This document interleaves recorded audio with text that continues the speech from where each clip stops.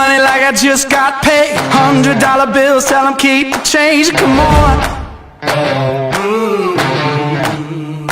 I just feel so good, good, good. Oh, I just feel so good, good, good. Oh, I just feel so good, good, good. Oh, I just feel so good, good, good. Oh, I just feel so good.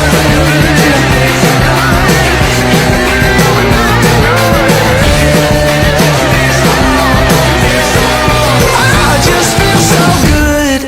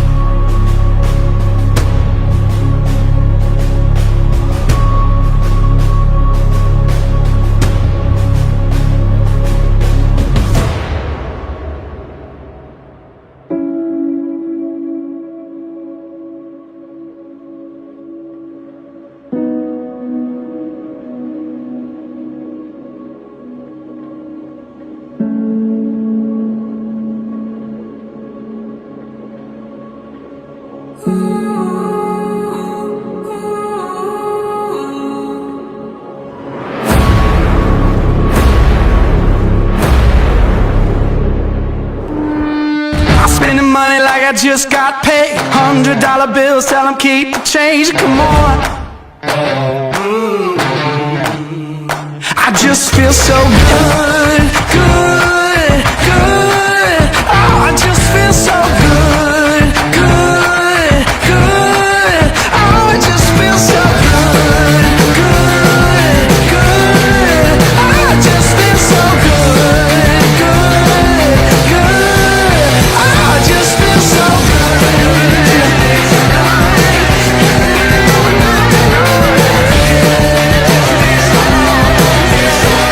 I just feel so good.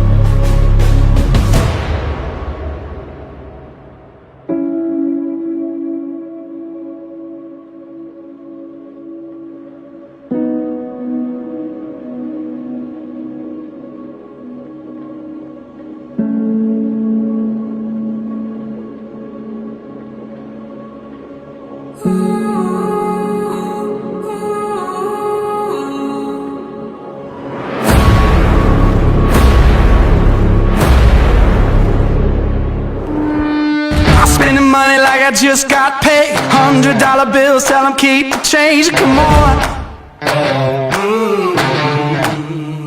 I just feel so good, good, good. Oh, I just feel so good, good, good. Oh, I just feel so good, good, good. Oh, I just feel so good, good, good. Oh, I just feel so good.